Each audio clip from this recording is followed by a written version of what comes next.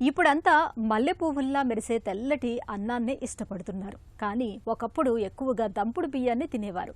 మన తాత ముత్తాతలు బలంగా జబ్బుల బాధలేవి లేకుండా ఆరోగ్యంగా ఉండటానికి దంపుడు బియ్యమే కారణమని చెప్పుకోవటం మనం వింటూనే ఉంటాం. అందుకేనేమో తెల్ల బియ్యం మంచివా దంపుడు బియ్యం మంచివా అనే సందేహం చాలా మందిని తొలుస్తూ ఉంటుంది. మధుమేహం వంటి జబ్బులు పెరిగిపోతున్న ప్రస్తుత తరుణంలో దీనిపై మరింత చర్చ ఎక్కువైంది కూడా. ఈ నేపథ్యంలోనే దంపుడు బియ్యం తెల్ల బియ్యంలోని మంచి చెడుల గురించి ఇప్పుడు తెలుసుకుందాం.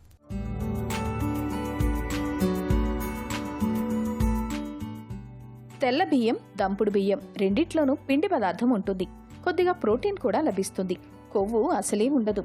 తెల్ల బియ్యానికి, దంపుడు బియ్యానికి ప్రధానమైన తేడా తవుడు. దంపుడు బియ్యం ఒక పట్టు బియ్యం తవుడుతో కూడుకొనుంటుంది. ఇందులో గింజకు సంబంధించిన అన్ని పోషకాలు ఉంటాయి. తవుడుతో కూడిన పొరలోనే పీచు, విటమిన్లు, ఖనిజాలు, యాంటీఆక్సిడెంట్ల వంటివి ఉంటాయి. అదే తెల్ల బియ్యమైతే లోపల గింజ మాత్రమే ఉంటుంది. పోషకాల పాళ్ళు తక్కువ.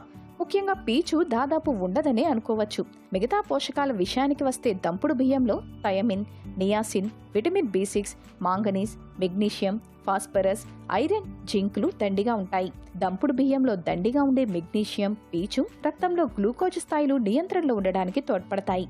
క్రమం తప్పకుండా దంపుడు బియ్యం వంటి నిండు గింజధాన్యాలు తినేవారికి మధుమేహం ముప్పు 31% తక్కువని అధ్యయనాలు పేర్కొంటున్నాయి. అదే తెల్ల బియ్యం ఎక్కువగా తినేవారికి మధుమేహం ముప్పు పెరుగుతోందని వివరిస్తున్నాయి. దీనికి మూలం తెల్ల బియ్యంతో పోలిస్తే దంపుడు బియ్యం గ్లైసెమిక్ ఇండెక్స్ అంటే GA తక్కువగా ఉండటమే. దంపుడు బియ్యంలో లిగ్నాల్ అనే వృక్ష రసాయనాలుంటాయి. ఇవి రక్తంలో కొవ్వు మోతాదును, రక్తపోటును తగ్గిస్తాయి. దంపుడు బియ్యం వంటి నిండు గింజధాన్యాలు ఎక్కువగా తినేవారికి గుండె జబ్బుల ముప్పు 16 నుంచి 21% తక్కువని అధ్యయనాలు చెబుతున్నాయి. నిండు గింజధాన్యాలు చెడ్డ కొలెస్ట్రాల్ తగ్గటంలోనే కాదు, మంచి కొలెస్ట్రాల్ పెరగటంలోనూ తోడ్పడతాయి. దంపుడు బియ్యం తవుడులో శక్తివంతమైన యాంటీఆక్సిడెంట్లు కూడా ఉంటాయి. ఇవి గుండె జబ్బు, క్యాన్సర్, మధుమేహం వంటి దీర్ఘకాల జబ్బుల నివారణకు దోహదం చేస్తాయి.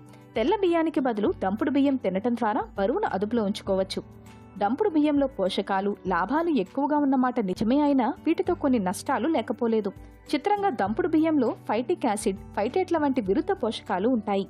ఇవి ఐరన్, జింక్ వంటి పోషకాలను శరీరం గ్రహించుకోకుండా అడ్డుపడతాయి.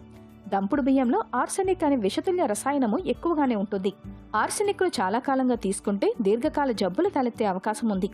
అంటే దంపుడు బియ్యం, తెల్ల బియ్యం రెండింటితోనూ కొన్ని లాభాలు, కొన్ని నష్టాలు ఉన్నాయన్నమాట. మరెలా అని చింతించకండి. ఏ బియ్యమైనా మితంగా తీసుకోవటం ద్వారా నష్టాలను నివారించుకోవచ్చు. కొన్నిసార్లు దంపుడు బియ్యం, కొన్నిసార్లు తెల్ల బియ్యం ఇలా మార్చి మార్చి తినటం ద్వారా రెండింటి లాభాలను పొందొచ్చు.